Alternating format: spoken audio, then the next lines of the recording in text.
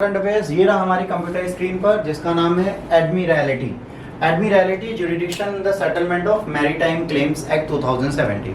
2017 का ये बेटा अधिनियम है, हमें ये बताता है जैसे कोई जहाज, मालवाहक जहाज आपके टेरिटोरियल वाटर में, प्रादेशिक जल सीमा के अंदर यदि आता है और यहाँ पर उसमें कोई भी एक्सीडेंट या दुर्घटनाएं हो जाती हैं, तो उस दुर्घटना एक्सीडेंट की जिम्मेदारी उस देश की सुप्रीम कोर्ट के हाथ में होती है। वो चाहे तो एक्ट के तहत उस जहाज को गिरफ्त में रख सकती है और फिर क्लेम मांग सकती है कि भाई देखिए, आपके आने से मेरे को इतना घाटा हुआ, मुझे 200 करोड़ रुपए दे दो। तो वो 200 करोड़ रुपए दिए बिना वो जहाज नहीं छुड़ा सकते। 4-5 हज़ार करोड़ का सामान होता है तो 200-250 करोड़ उनको देना पड़ता है, वरना उनका बहुत ज़्यादा घाटा हो जाता है। ठीक, तो आइए इसको देखते हैं। यहाँ पर क्या है, एडमिरैलिटी क्षेत्राधिकार समुद्री दावों का निपटारा अधिनियम।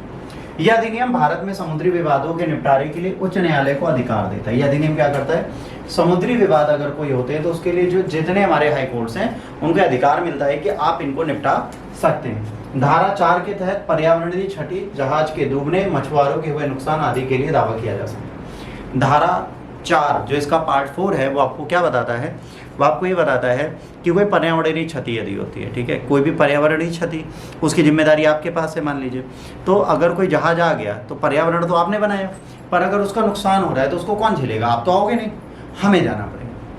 हम जाएंगे, हम समझाएंगे कि भाई देखिए, तुमने ये जल था, इसमें जीव थे, उनको तुमने निपटा दिया तो इसका लॉस हमें दो। इसमें हमारा जो इकोसिस्टम है आसपास, इसमें तेल ऊपर तैर रहा है तो मछली ऐसे बुक करके ऊपर आती है, तेल पी के मर जाती है। उसको थोड़े ना पता हवा की जगह तेल मिलेगा उसके मुंह में। तो तेल क्या करता है, ऊपरी लेयर पे तैरने लगता है। जब वो तैरता है तो वो वायु को भी रोक देता है, ऑक्सीजन भी रोक देता है, लाइट को भी थोड़ा प्रभावित करता है, तो एक खतरनाक चीज हो जाती है इनके लिए। तो ये पर्यावरणीय क्षति को देखेंगे। जहाज डूबा तो जहाज के डूबने से घाटा होगा, उसको देना पड़ेगा। दूसरा, मछुआरे जो होते हैं, जो फिशरमैन्स होते हैं, उनको जो घाटा होगा वो भी इनको यहाँ पर बियर करना पड़ेगा। तो इनको ये सारे घाटे, सारे लॉसेस देखने पड़ेंगे, उसके बिना यहाँ पर कोई भी कार्य नहीं होगा। ये आपको यहाँ पे ध्यान देने योग्य बात है। यह अधिनियम पुराने ब्रिटिश कानून एडमिरैलिटी कोर्ट एक्ट 1961 को प्रतिस्थापित करता है। यह अधिनियम पुराना एक्ट था जो 2017 में हमारा आया है, वो पुराने इंसान को नए कपड़े पहना के पेश कर दिया गया, उस तरीके का कार्य है। ये एक्ट एडमिरैलिटी कोर्ट एक्ट 1861 का ही नया प्रारूप। ठीक, इसके बाद MSC है ना, एक्कीटेटा, ये क्या है? ये एक जहाज था जो हमारे यहाँ डूबा था। MSC एस्ला थर्ड नामक जहाज मई 2025 में केरल तट पर डूब गया, जिससे भारी पर्यावरणीय क्षति हुई, है ना। MSC एटिकेटा उसकी सिस्टर शिप थी। क्या थी? सिस्टर शिप थी, जिसे केरल हाईकोर्ट ने 9,531 करोड़ के दावे के तहत गिरफ्तार कर लिया। वो तो डूब गया, उसकी जो बहन पीछे पीछे चल रही थी उसको उठा ले गए, कह रहे तू चल बेटा। और कितना मांगा है हमने? 9,531 करोड़ रुपए आप दीजिए हमारे घाटे का, तो अपना जहाज ले जाइए, वरना जहाज हमारा। अब ये विवाद सरकार का सरकार से हो जाएगा, कंपनी का कंपनी में नहीं रहेगा, अब सरकार सरकार लड़ेंगी। तो एक विवाद है, बहुत बड़ा विवाद है। अब दावे का विभाजन क्या है, क्या इश्यूज है? 8,626 करोड़ की पर्यावरणीय क्षति हुई है। देखिए, पर्यावरण की क्षति भी हमने गिन ली, वो बना नहीं सकते दोबारा, पर हम पैसा लेते हैं। हमने कहा बेटा 8,626 करोड़ की अपने पर्यावरण को क्षति पहुंचा दी, वो में दीजिए। बाबा समझ रहे हैं ना क्या कहानी है यहाँ पे, धरती कैसे चलती है। इसके बाद 378 करोड़ मछुआरे समुदाय का नुकसान है, किसी के पास नहीं पहुंचेगा, मांग रहे हैं। आप खुद देखिए, समझदारी देखिए, इसीलिए कहते हैं आपको धरती पे होना चाहिए था, और भगवान भी चले गए।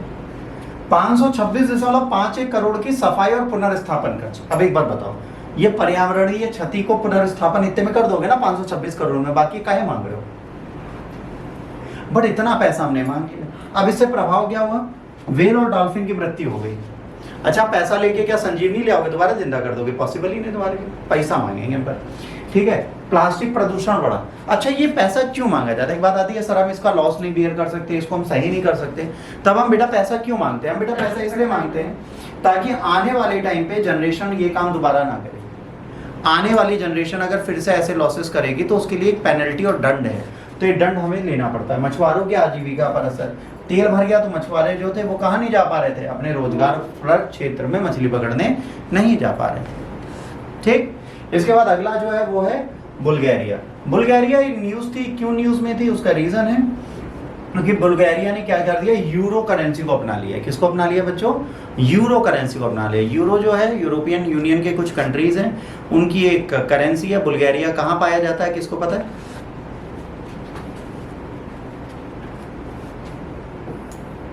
ये है बुल्गारिया, ये बुल्गारिया बेटा, देखो यहाँ पर दिख रहा है, ये देखिए जो ग्रीन वाला जा रहा है आपका बड़ा वाला, उसके बगल में देखिए ऊपर जाके बुल्गारिया दिख रहा हो, दिखा?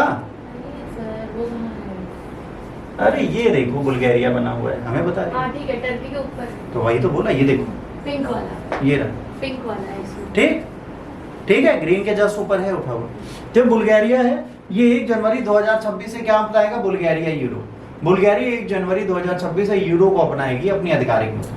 ये यूरो का 21वां सदस्य हो। यूरो में अब तक कितने सदस्य थे? 20, अब कितने हो जाएंगे? 21। यूरोप संघ के वित्त मंत्रालय ने 3 कानूनी अधिनियमों को मंजूरी दी है, जिसमें से एक है बुल्गारिया लेव और यूरो के बीच विनिमय दर को तय किया। एक लेव में कितने यूरो होंगे? 1.9, मतलब यूरो से लेव ज्यादा महंगा होगा। अगर आप उनकी बुल्गारिया की करेंसी लेव को पकड़ेंगे तो 2 करेंसी बराबर 1 यूरो। ठीक, तो ये होगा। इसके बाद पृष्ठभूमि, बुल्गारिया 2007 में यूरोपियन संघ में शामिल हुआ। 2024 में यूरो अपनाने की योजना थी, लेकिन उच्च मुद्रास्फीति के कारण इसको टाल दिया। अब देश में मूल्य स्थिरता, सार्वजनिक वित्तीय अनुशासन और स्थिर विनिमय दर जैसी सभी, ठीक है, मैस्ट्रिक्स मापदंडों को पूरा करता है। अगर ये मापदंड आप पूरे नहीं करते तो आपको यूरो का सदस्य बनने का कोई अधिकार नहीं। ये हो गया हमारा दूसर का करंट अफेयर। अब हम लोग चलब तीसर के। ओके, अब हमारा आया तीसर का का लिखा है एक्सीलेटर मास, है ना, स्पेक्ट्रोमेट्री डेटिंग। क्या वर्ल्ड है, that is a very beautiful word. इसका मतलब समझते हैं। एक्सीलेटर मास स्पेक्ट्रोमेट्री डेटिंग क्या होती है? एएमएस एक उन्नत रेडियो कार्बन डेटिंग तकनीकी है, सीधे कार्बन 14 परमाणुओं की गिनती करता है। पारंपरिक रेडियो कार्बनिक विधियों की तुलना में अधिक संवेदनशील और सटीक है। देखिए क्या होता है।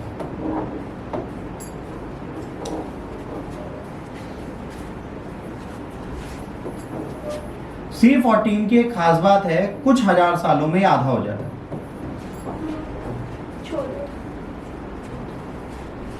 अब जब एक्यूरेट ना पता हो तो कुछ हजार सालों बोल के शांत हो जाने। ठीक है, जब ये कुछ सालों में आधा हो जाता है तो मान लीजिए इसकी डेट 20,000 साल पुरानी है, तो देख लेंगे ना, हाफ इतने सालों में हुआ, इसके बाद इतना और डिके हो गया, तो इससे इसकी एज का पता चल जाता है। किसी भी चीज की एज का पता करने के लिए हमें क्या करना पड़ता है? कार्बन डेटिंग करनी पड़ती है। और ये कार्बन डेटिंग हमें बिल्कुल एक्यूरेटली बता देती है कि भाई इस पर्टिकुलर जीव की या जीवाश्म की एज क्या है। कितने वर्षों में आधा हो जाता है बताइए?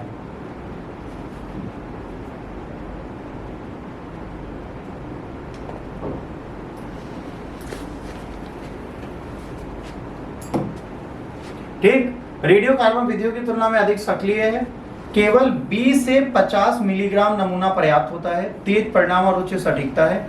प्राचीन वस्तुएं, चारकोल, बीज, हड्डी और ग्रंथों के लिए बहुत ज्यादा उपयुक्त माना जाता है। अत्याधुनिक टेक्निक है। 14C, 12C या 13C को अलग किया जा सकता है। तमिलनाडु में एमएस डेटिंग का उपयोग किया जा रहा है। तमिलनाडु पुरातात्विक विभाग जो है 23 चारकोल नमूने अमेरिका के बीटा एनालिटिकल लैब में भेजे हैं ताकि उसकी एमएस डेटिंग की जा सके। कहाँ पे हो रहा है? 5720। Very good. भाई कुछ हजार साल बोला था, 100 में टिकी थी। 5700 तकरीबन 6000 साल में आधा होता है। और तुम कितने में लग गई थी? 14।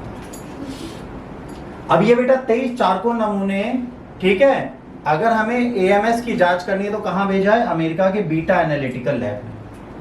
इंडिया में ये टेक्निक अभी नहीं है। उद्देश्य सांस्कृतिक जमाओं की प्राचीनता और सटीक कालक्रम को निर्धारित करना। इससे हम एकदम एक्यूरेट डेट पहचान लेंगे कि भाई किस डेट में ये हुआ। किलाड़ी, तिरुमालापुरम एंड पोपड़डेकट्टाकाटोक्टई, कोंगल नगरम जैसे स्थलों से नमूने लिए गए। ब्ला ब्ला ब्ला जो भी हो वो समझ लेना, ठीक है, बहुत अजीब होता है। मंगलोर, चेन्नूर और थुलक्करपट्टी से भी नमूने भेजे गए। ठीक है, तो ये सारे नाम है, साउथ इंडियन नाम है, कभी कभार इल्ला बिल्ला टिल्ले पिल्ले ही समझा नहीं आता तो का कल्ली किल्ले। ठीक, तो भैया एक है नाम हमें पता है आज तक, PS पिल्लई, TS पिल्लई, वही सब पता थे। अब ये नए नए आ गए तो पता ही नहीं है। अब साउथ इंडियन कोई बैठे तो हमको पता है सर, दैट ना ना ना ना ना that thing you are saying is wrong sir. It is what? It is sir पोरप डेकट जो भी। रहने दीजिए, तुम्हारा भी नहीं बोल पाए। चलिए आगे चलते, अगला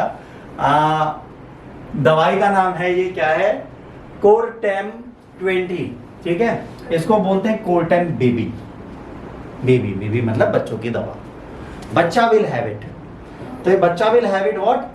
कॉटन बेबी नवजात शिशुओं के लिए पहली मलेरिया की दवा है। जो नवजात शिशु पैदा होते हैं उनको भी अब ये डाला जाएगा। इसको जुलाई 2025 में मंजूरी दी गई है।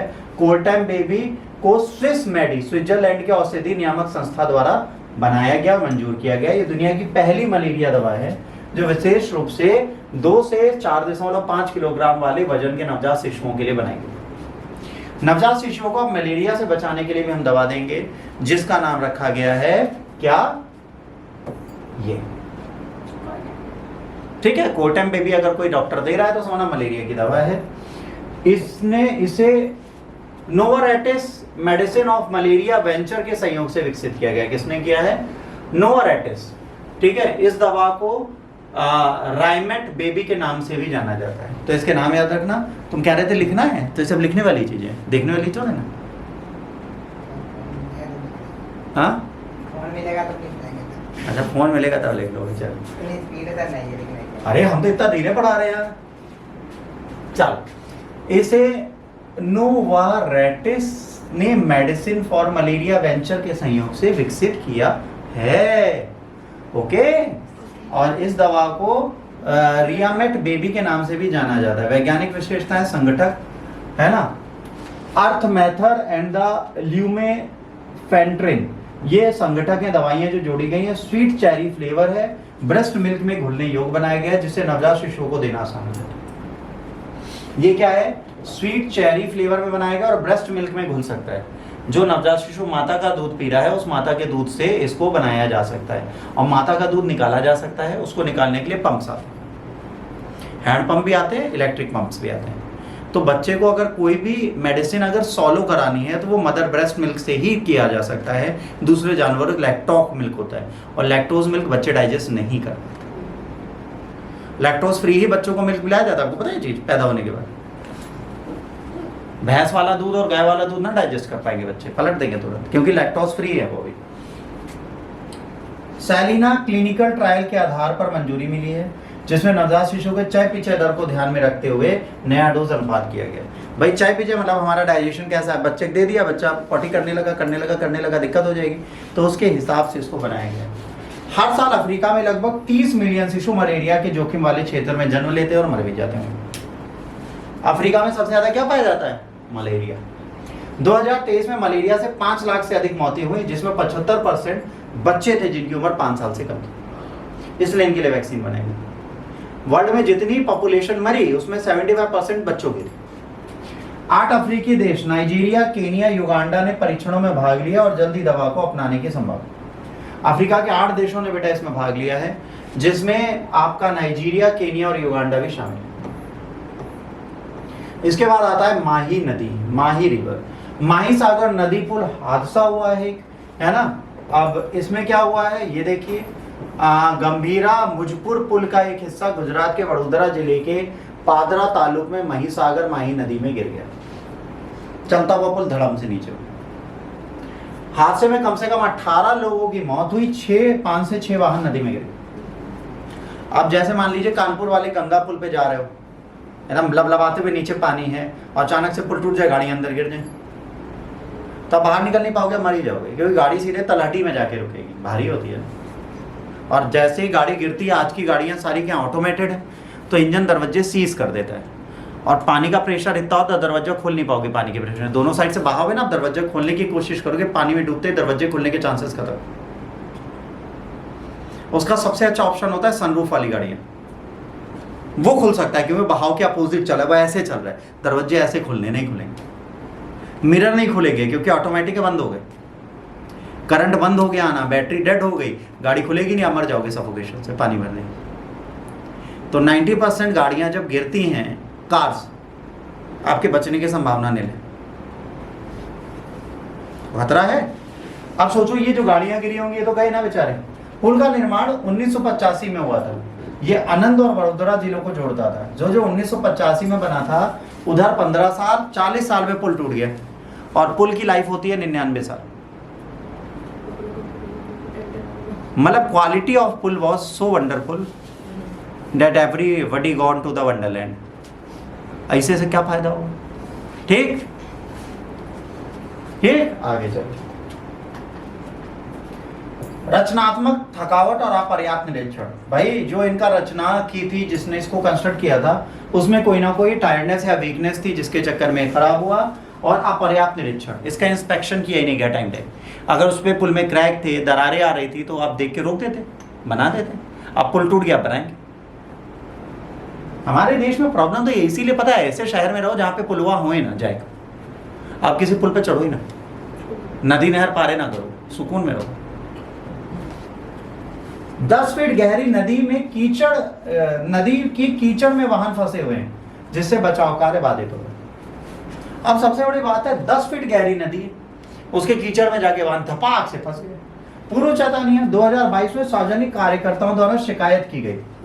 2022 में जो वहां पे सार्वजनिक कार्यकर्ता होते हैं, पब्लिक वेलफेयर देखते हैं, उन्होंने कहा था सर ये पुल टूट जाएगा।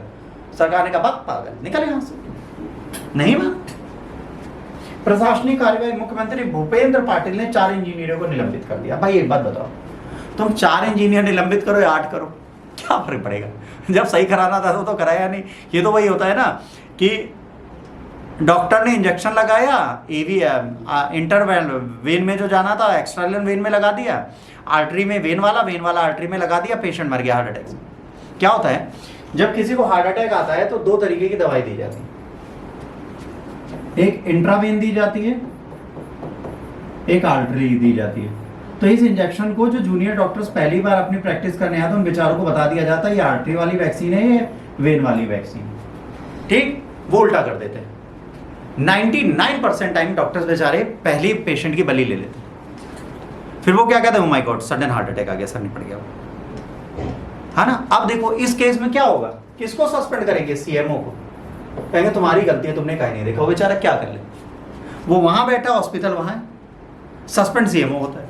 तो हमारे देश में व्यथा क्या है, सस्पेंड जिसको करना है उसको नहीं करते। आपको किसको पकड़ना था? जिस कंपनी ने टेंडर उठा के पुल बनाया था, जब उसने 100 साल की गारंटी ली थी, बच्चे 60 साल है, उसको उठा के जेल में डाल दो। वो मर गया, उसके परिवार को उठाओ, को बेटा बनाओ। 6,000-7,000 करोड़ का पुल बनता है, जिसको बनाने में 1200 करोड़ लगाते, बाकी जेब में डाल लेते। हमारे देश में कंस्ट्रक्शन फ्लॉज होते। अच्छा, आपको अगर हम कहें कि एक सरकारी अपार्टमेंट बना है, सरकारी बिल्डिंग बनी है, उसमें आप घर ले लीजिए, है ना, किराए पे, और एक प्राइवेट बिल्डिंग बनी है, उस पर किराए पे ले, दोनों का किराया सेम, आप किसको प्रेफर करेंगे? प्राइवेट को। अब हम बताएं, हम एक सरकारी बिल्डिंग में जिम करने जाते हैं, ठीक, हमको अभी तक भरोसा है वो सलामत रहेगी, हम सबसे ऊपर वाले मंजिल में जाते हैं।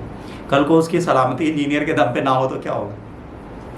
जिम करते हुए 4 लोग धराशायी, शव की खोज प्रारंभ, पता चला मुकुल यूं मिल रहा है, अब यूं मिल रहा है, एक मिल रहे, क्या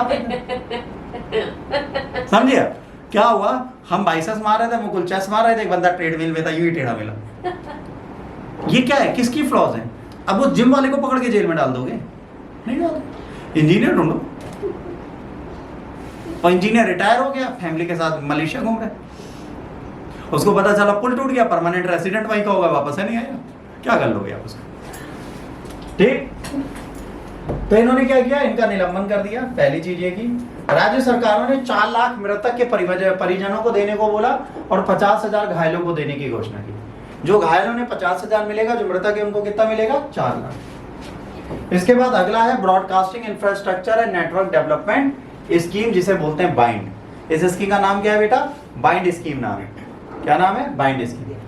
अब इसका परिचय क्या है? एक सेंट्रल सेक्टर स्कीम है, सूचना प्रसारण मंत्रालय द्वारा प्रारंभ की गई है। इसका उद्देश्य ऑल इंडिया रेडियो और दूरदर्शन को वित्तीय सहायता प्रदान करना, ताकि वो अपने प्रसारण ढांचे को और अच्छा कर पाए। एक समय क्या था, दो डंडे बनते थे और दूरदर्शन लिख के आता तो उस पर चलता था लिफ लैला शक्तिमान सारे मान।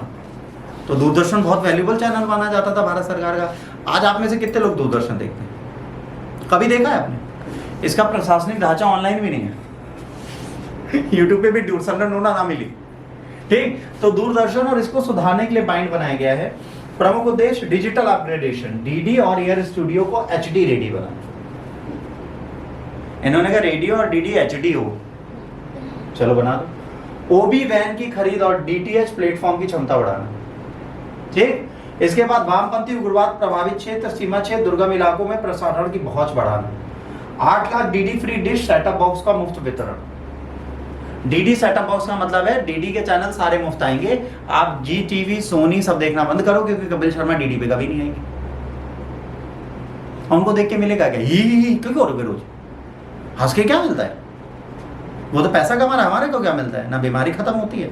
अच्छा, हंस के निकले कपिल शर्मा शो देख के, बाहर तुम्हारे मेहरारू बैठी रहे या गर्लफ्रेंड बैठी रहे, कहे रहा ना कपिल शर्मा नहीं देखेगा, आज उर्मिला देखेगा या अनुपमा देखेगा, कई सारे सीरियल आते हैं, हो गई लड़ाई। आपकी जितनी हंसाई थी सब खत्म। काहे फालतू में पंगा लो? डीडी लगाओ, ना तुम्हारा सीरियल ना हमारा सीरियल, जो आ रहा है वही देखो। कृषि किसान, ऐसे कृषि करें, ये छिड़के ये ना छिड़के, जीवन समाप्त। योजना का कारण कुल 2539 करोड़ का बजट है भाई साहब, जो चैनल कोई नहीं देखता उस पर इतना खर्च कर रहे हैं। एयर एफएम ट्रांसमीटर की पहुंच 59% से बढ़ा के 66 की जाएगी और 66 से बढ़ाकर 80% जनसंख्या तक इसको भेजा जाएगा। बताइए क्या होना था? खत्म हो गया आज का